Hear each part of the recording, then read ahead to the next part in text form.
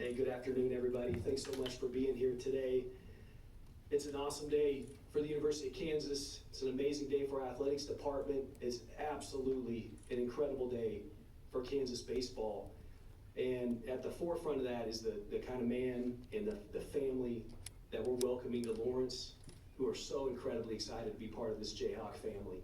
I'll come back to that in a minute. Let me start by recognizing and profoundly thanking Rich Price for his 20 years of just extraordinary service and commitment, and for building this baseball program to a place where what we've learned and what's been reaffirmed over this search is it's universally respected.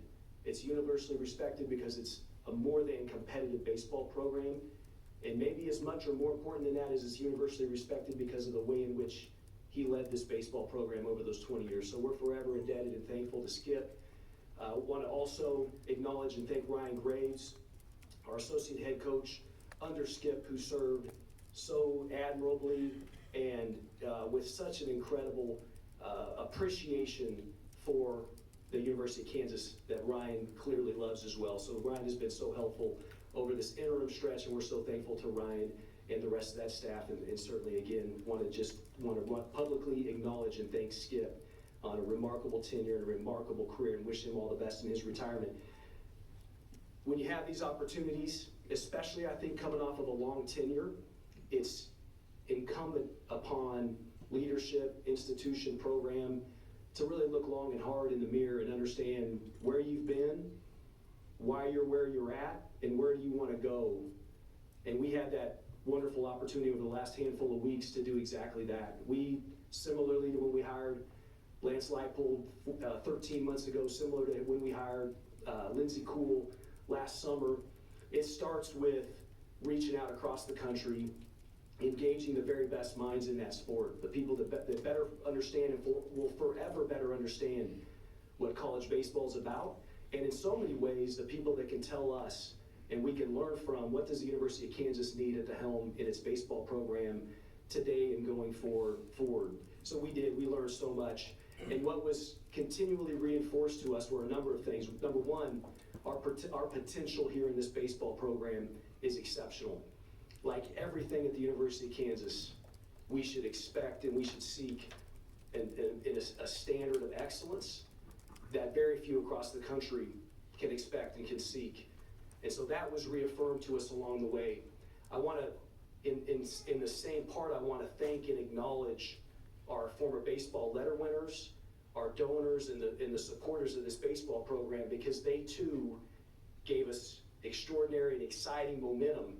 They gave us confidence and belief that we would in fact bring a great leader to Lawrence, and that with that leader they would stand by his side and they would propel this program forward. So I want to thank the letter winners, thank our supporters, our donors of this program, and we're excited to activate that base further going forward, and I know Coach Fitzgerald will be at the very forefront of that.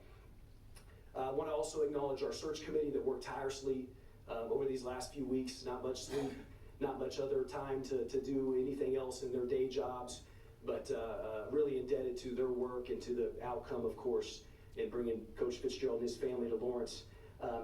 Let me just look over here to this beautiful family and welcome Kelly and these boys to Lawrence. We couldn't be more excited. And you hear, you feel it in every communication conversation you have with Dan. This is a man of faith. This is a man who is so dedicated and committed to his family. And Kelly clearly runs the show in all the right ways. Just an amazing woman, and we're so happy to have the boys here joining us in Lawrence. You guys are going to love it here. Dan stood out in about every facet along this search. And what I would say about that is a really robust search. We had formal interviews with more than 10 candidates. We had multiple here on campus in person, but there was this steadying force throughout. There was this confidence, there was this connection, there was this alignment that showed itself from interaction one and all the way to the finish line, and then has only been, I think, heightened over the course of the day with having Dan and the family here. And that's been Dan Fitzgerald. Through those calls, through that investigative work that we conducted, we heard his name over and over and over. tireless recruiter, developer of men on and off the field, somebody who knows the game in a special manner, somebody who really truly is about people. The young men in his program, the people in the community, that's about a team and about giving of himself to an institution. And Dan, throughout the interview process, brought that to life for us so extraordinarily well. I also want to highlight that Dan's plan in this interview process was a plan that was unique to the University of Kansas. It wasn't one that you could have pulled out and presented to program X or program Y or institution X or Y. It was thoughtfully crafted over years of experience and over a background that puts him exactly where he's supposed to be right here at KU. And we're so thankful for him bringing that to life for us, to where it was a customized version of where we can all build this program together going forward. And it just gave us even greater confidence. Our potential is exceptional. There's no reason why all of us collectively can't and wouldn't expect Kansas baseball to compete for Big 12 championships, to be a regular postseason contender, and to do things that have happened here and that we fully believe will happen again with Dan at the helm. I want to just maybe close here before we get Dan back up here. We talked to so many, and we talked to a number of the head coaches he's worked with over the years, and I won't call this individual out by name, but in a phone call earlier this week with this head coach who Dan worked with intimately, he said, you know, there's, in his estimation, there are three variables that he thinks about when building a staff and the people he has along his side. Number one, are they a person of incredible character and integrity, right? Number two, are they a recruiter, a tireless recruiter who is about building a roster that can achieve at greater heights than previous before? And then, of course, the third one would be, are they a developer? Can they develop the men on and off the field? And certainly when you think about the journey from arriving at a college campus to reaching one's potential, whether it be onto professional ranks or into society in some other manner. And this coach identified Dan in having those three attributes in a manner that he's never seen in college baseball. He's never seen in a coach the way in which Dan has brought that to his place and to the experience that they had together. He said, you know what, I could probably fill the gap at some juncture, or have filled that gap that Dan has left, has vacated. I can maybe find somebody who's better than Dan in one of those three, but I'll never find somebody who has those three attributes and the strength of those attributes the way Dan Fitzgerald has. With all that said, so excited to welcome Dan, Kelly, and the boys to Lawrence. Let's give a round of applause for head coach Dan Fitzgerald.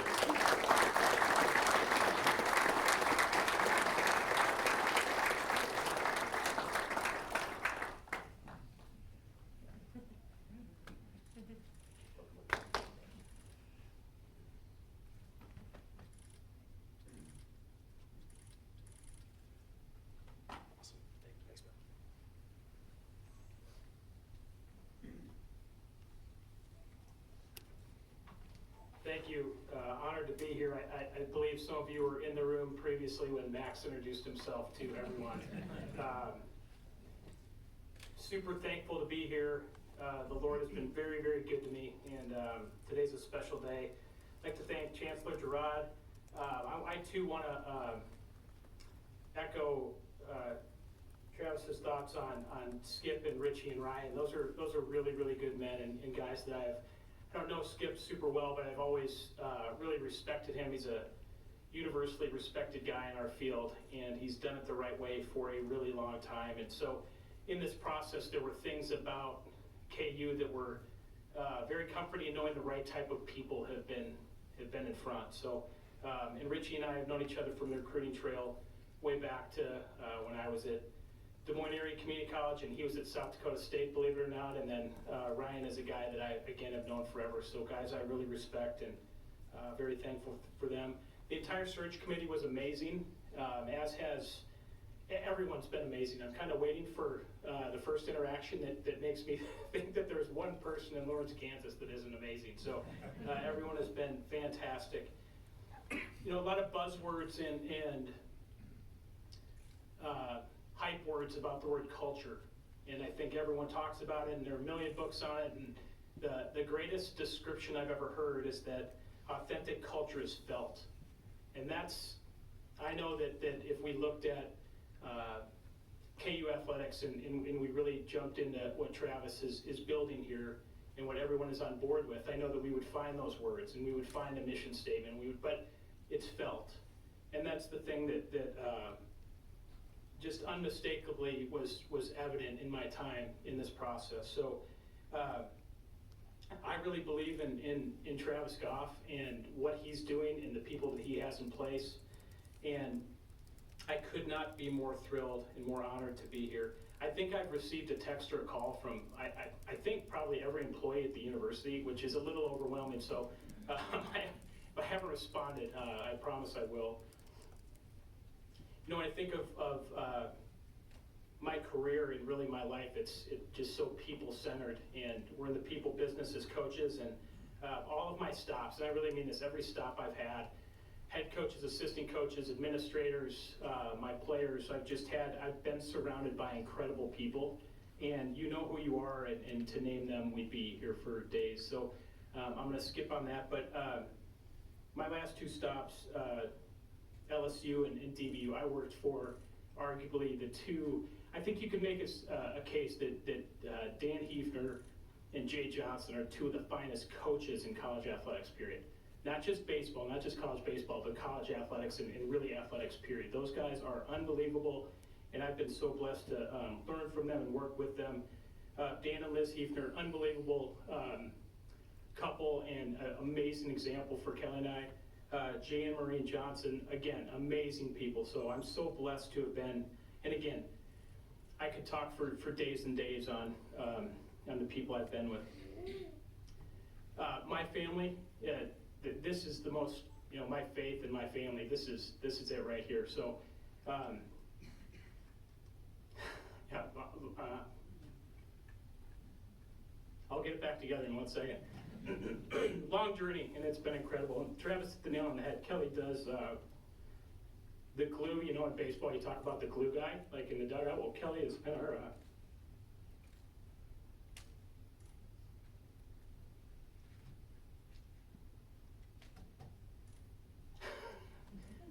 Kelly's amazing, and we've got 3 of the biggest Jayhawk fans here ever. And the boys, you know, there was a moment in discussing our move here that, you know, when they realized that they were going to be able to be in the dugout and be a bad boy, you know, we started saying rock chalk real fast. We had to look it up on Wikipedia to figure out what it meant, but we have a firm understanding of rock chalk now. So, but I am incredibly blessed, and we're very thankful to be here. Why KU? It checked every box, like every box. People, the institution, the location. You know, I really identify as a builder. I want to build. I want to be a part of something special for a really, really long time. And I want something to be home. You know, I think this profession is it's a long profession, and, you know, people have asked a lot of questions about it over the last week or so, and you start thinking back to, like, some of the decisions you made early in your career that you're like, did I really do that? Like, did I really move there and work for basically free? And you think about all those stops, and so a chance to build something special, a chance to call something home, and so yeah, I checked every single box, but again, it started with people. So when I think of how we're going to do this, and I'm not going to throw up a not going to throw up a 5-segment plan of how we're going to do this over the next couple months. That's something that we're going to tackle, and we're going to have a lot of fun doing it. But we got to get the right people in place. There are already great people in place here, and we've got to bring more. We've got to get our staff in place. You know, we've got to recruit at a really elite level, and you know, I'm super confident that we'll do that. And we need to develop at a really elite level. And I think the comfort for me in specifically KU is, I think most coaches go into a program saying we really need to recruit, we really need to develop, but I have a ton of comfort in the people that are here, the people bring on board, and the fact that this is just in the footprint of where I've been fortunate to do it in my career. I spent a lot of time north of here, and I spent a lot of time south of here, and I've been on every exit off I-35 from Duluth, Minnesota to, you know, South Texas. So Lastly, we're going to do this thing together. I think I had an incredible opportunity as a young coach. I took over for my good friend Travis Wyckoff, who's here today. I took over for Travis at Des Moines Area Community College. I was 27 or so, and I had that kind of panic moment of I have zero idea what I'm doing, and I just had in my mind this picture of together, and it stuck with me my whole career. So everyone here is a part of that. I can't wait for us to get on board with that, guys. I'm so thankful you guys showed up, and can't wait to get rolling. So rock chalk.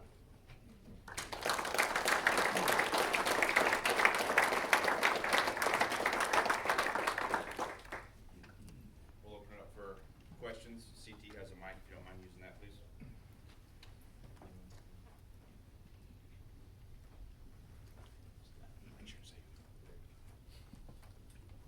Hey, Dan Jordan with the Topeka Capital Journal. I want to go back to the rock chalk conversation with your family. It's just when you were talking to your kids and your wife, I guess, what different things were you saying about why you should move here, maybe why you should stay? I guess, what was that conversation, and where were you guys having that? Sure. We had it in our living room, and it was just a couple days ago. But I think, when we've been on this journey together, and I think the goal was to someday kind of just progress to the head coaching position, but to do it in a place that we all felt really good about, and my wife actually brought this up a while ago, just this everyone wins. Like, how do we do this where everyone wins? Like, all of us. And so we felt like this was a place where that just checked every box. And, so it was a great conversation. These guys are studs. And Will's a left-handed pitcher, outfielder, first baseman, and he is left-handed. That's part of why I married Kelly. Kelly's left-handed too. Kelly says that's not funny. I'm like, people laugh every time I say it. And Max is a stud, and we're super proud of him. And Ben is a right slugger. So when they found out they got to throw on the helmet and be in the dugout and run around their own field, I think it was an easy sell.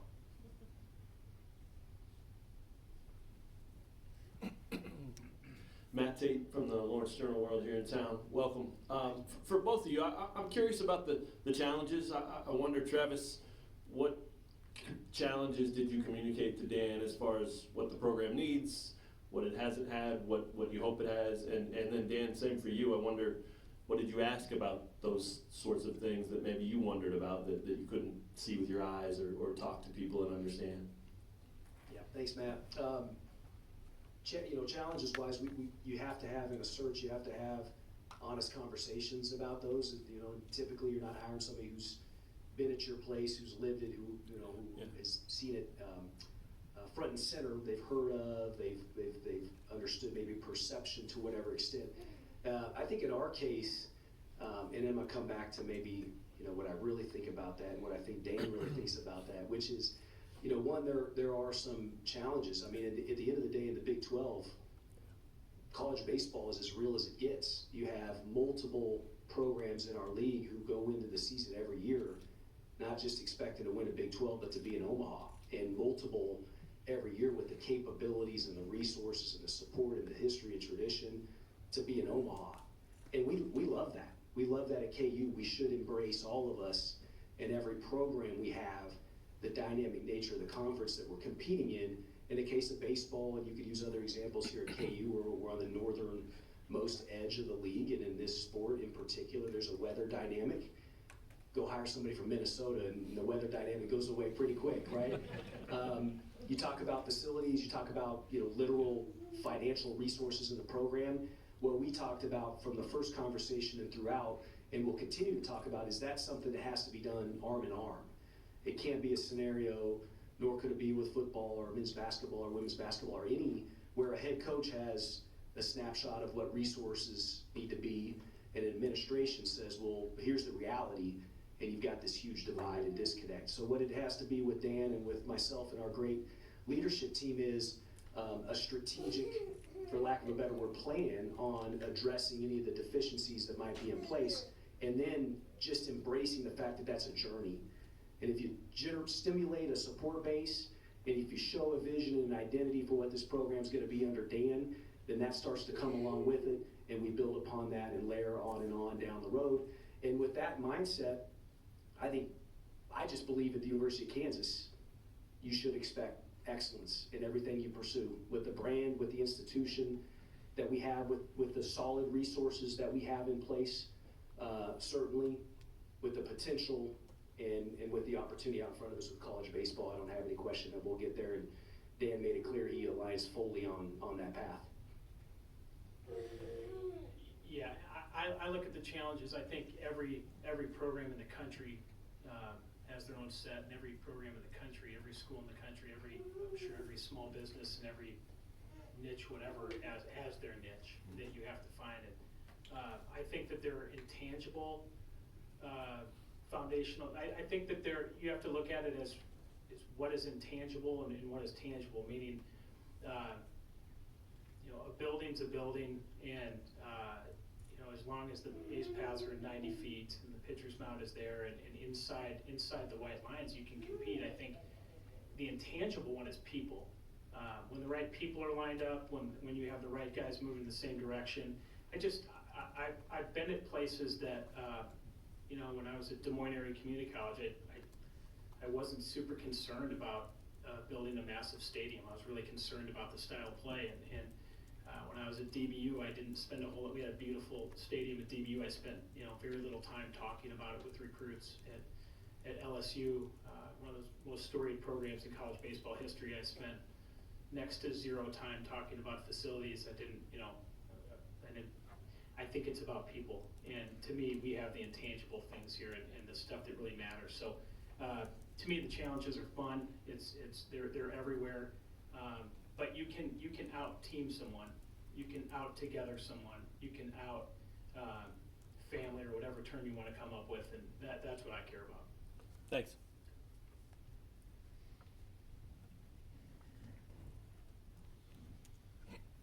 Coach Gary Bidor at the KC Star.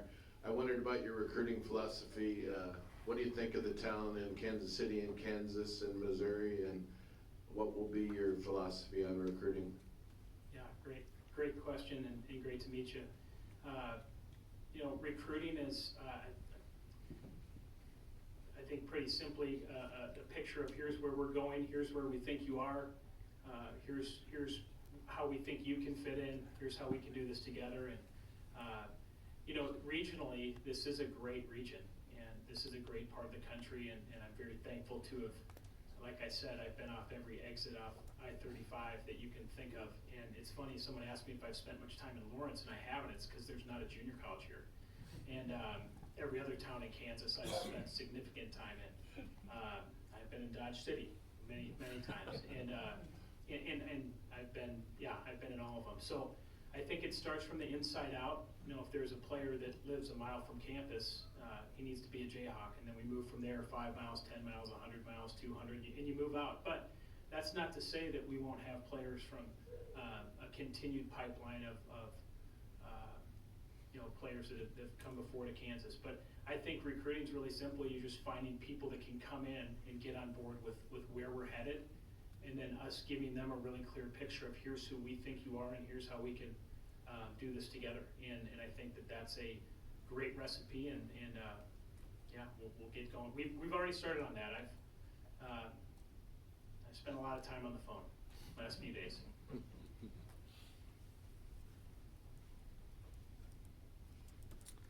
Zach Boyer from the Lawrence Journal-World as well. Dan, welcome.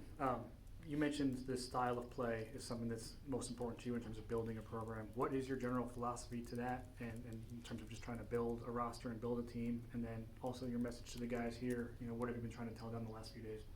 Sure. The message to these guys is we're doing this thing together. I'm fired up. These guys are here,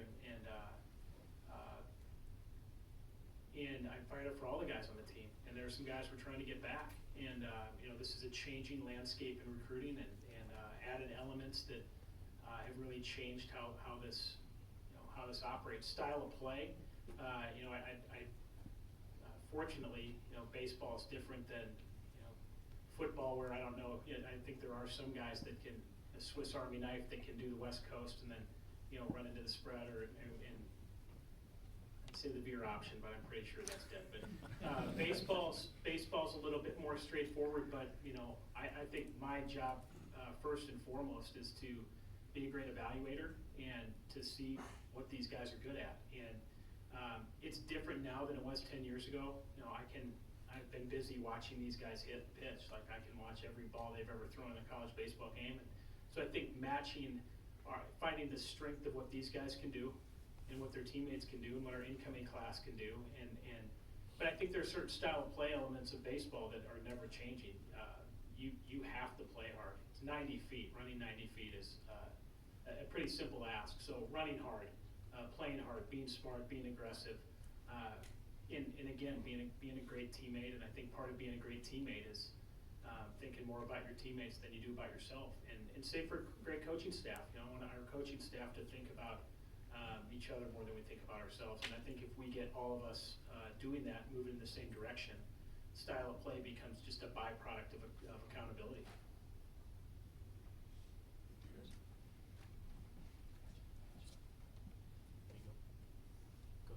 Go ahead. Coach, I was just wondering if you could tell us about the moment that Travis Goff offered you the job and kind of what that meant to you, and maybe how you told your family or what that moment meant just for yourself and for your family. Yeah, it was awesome. I was in my driveway in my car. During COVID, my car became my office. Our house is not nearly as quiet as these guys are making it out to be right now. You guys are doing awesome, by the way. So I took the call in the car, and I was elated. I was thrilled. I think the alignment that we have, and I know Travis's vision, and I was able to spend a significant amount of time with Sean and Colin and Dan and everyone else on the committee, and it was just very evident that everyone's moving in the same direction. And I kept thinking, I'm kind of on the same page with them. I know we haven't I haven't been a part of their committee meetings to figure out what it is that they're wanting, but I kind of feel like we want the same thing. So I was fired up. I was really fired up. This is a place that I've had circled for a long time. And I'm assuming you probably heard the basketball team had a pretty good year. When you see what they do, winning a national title, obviously different sport, but does that kind of fire you up to know that this institution can and is capable of winning at the highest level? Yeah, absolutely.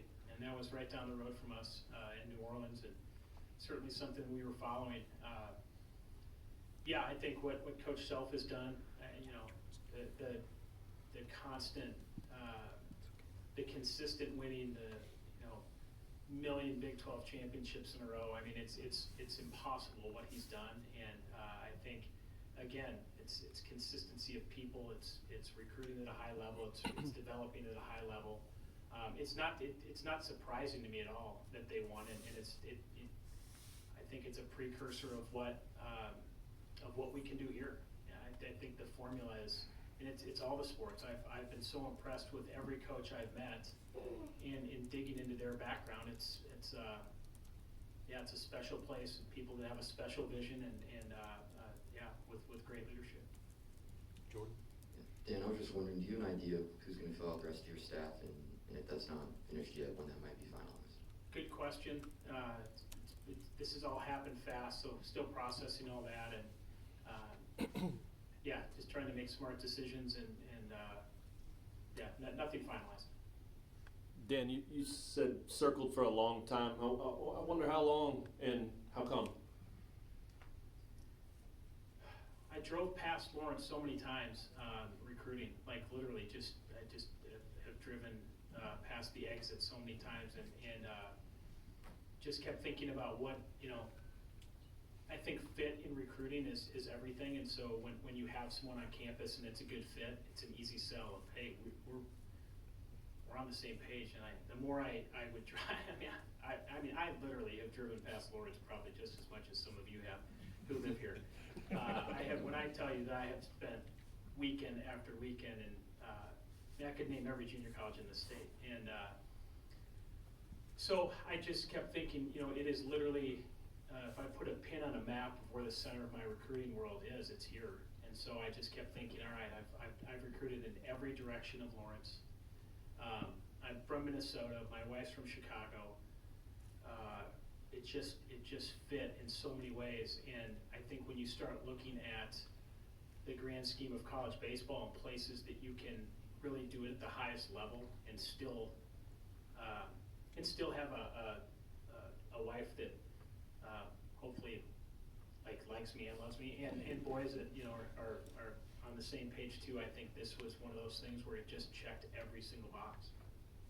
Travis, also, I'd imagine you're hoping this is a 20, 25, 35-year hire, and he's a part of a lot of success here. I wonder, though, how important was it to you with this hire to show a commitment to baseball, not just with the hire, but also what comes next and all of that? Yeah, no, it was really important, Matt. In fact, that process started, before the moment, but certainly more tangibly at the moment in which we had an opening, we had a position available, and I just, myself, leadership, the committee, all bought into this idea that, hey, we don't need to go and have an aspirational approach to baseball. No one's saying we have to do that at KU, right?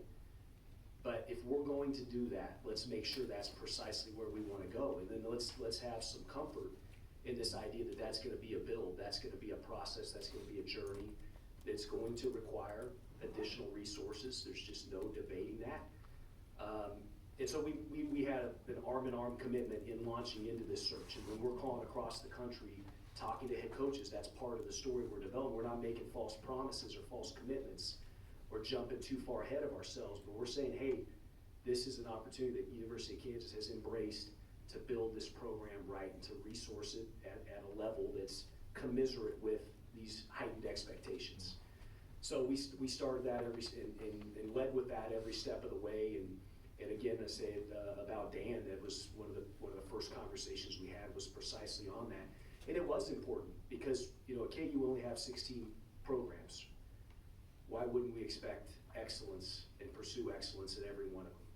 And this department believes that. Our other head coaches, I look back at Ray Bouchard, who's had such a tremendous career in volleyball, who's led that program right back to where they're supposed to be this past fall. I look at Lindsey Cool in the back, who's doing something in women's golf that you guys are all going to be talking about and writing about in the days and months and years ahead. Undoubtedly, that's what this department is made of, and that's what baseball has been and will, in a heightened manner, be with Dan Fitzgerald. So no question it was important for this institution, this athletic department, to embrace a heightened perspective and vision for Kansas baseball. Travis, how much value did you put on head coaching experience throughout this search?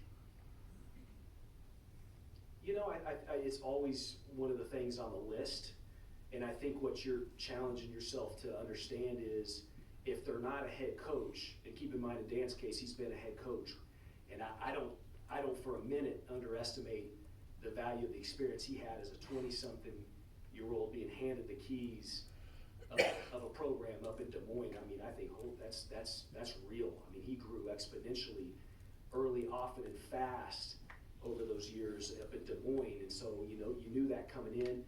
I would just say it's one of the items on the list. If it isn't in the moment, we're not hiring a current head coach, right? Dan has been the assistant at LSU, the assistant at Dallas Baptist.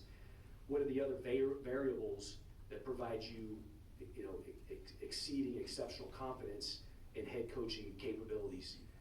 And Dan's a head coach. Dan's a head coach. The coaches we talk to that know Dan, that have been around Dan, countless have said to us, Dan could have been the head coach all over this country 6 years ago. Dan's been a candidate and a name that's been talked about in head coaching searches for years. What Dan hasn't done is he's gone out and campaigned. And I think that's the beauty of the guy we got, is the confidence and also the humility to know that he's going to go on his journey, do it the right way, and the right opportunity is going to present itself. But this is a guy who could have been a head coach at so many great places across the country, and not just this year or last year, but over the course of many years out there. And I guess, Dan, to follow up on that too, it's been 10 years since the Iowa days. What qualities of a head coach have you tried to pick up on and learn, being it especially from that tenure, Dallas Baptist years, LSU year, and all those things to put together to be ready for this opportunity? It's a great question. And can't necessarily write out how your career works, but I've just been so blessed in that I was an assistant for a long time, and then a head coach for a stint, and then back as an assistant, where I think you get to see, when I became an assistant again, I was a way better assistant than I was before having that head coach experience, and I think, vice versa as well. I think my time as an assistant after being a head coach I think there were some things I really cared about as a 28-year-old head coach that I frankly don't care about anymore. And I think that there are some things I was probably blind to as a 28-year-old, 28-year-old head coach that I probably see really clearly now. And again, I mean it like Dan Hefner and Jay Johnson are the best. Like that's an undisputed fact. And so I think what I've learned, I mean, I don't even know where I'd begin. Both those guys are incredibly different, but also incredibly the same, and that they're especially like just so gifted and experts in their field, but also have they're good in the weeds, but also have a great 30,000-foot view. So I don't even know where I begin on what I've learned, but I know that 3 kids later, and I got more gray in my beard than I did when I was 27. But I've learned a lot, and I feel like hopefully I've held on to some of those qualities that made me successful the first time, and have hopefully learned a lot that will make me even better. We have time for one more question. Anybody?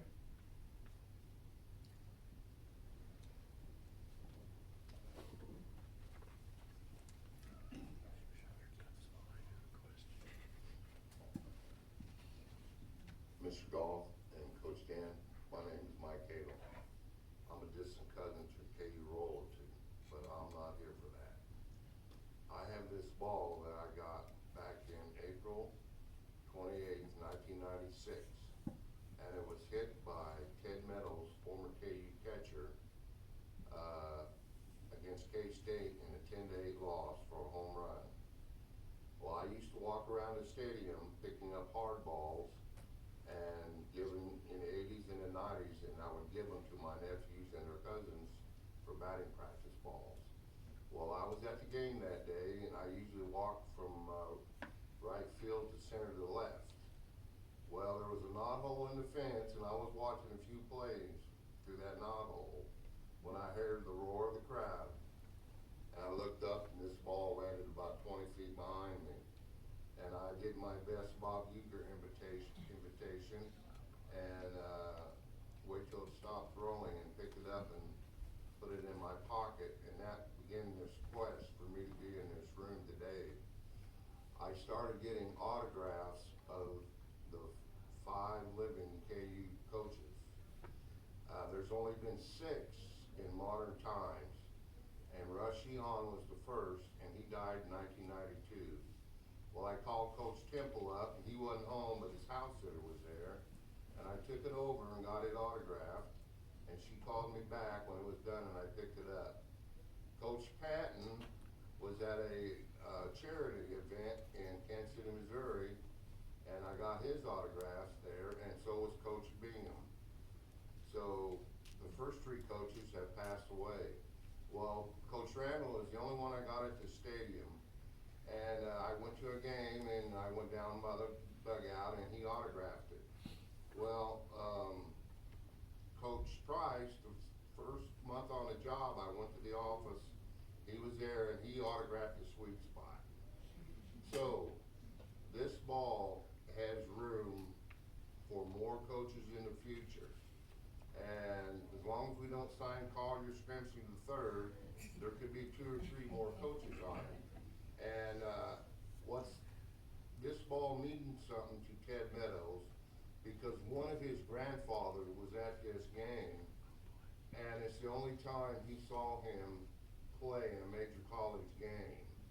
And so he wants the ball. But anyway, I would want to know if you would honor me by signing it, and you will become the 6th coach. Absolutely. Absolutely. Thank you.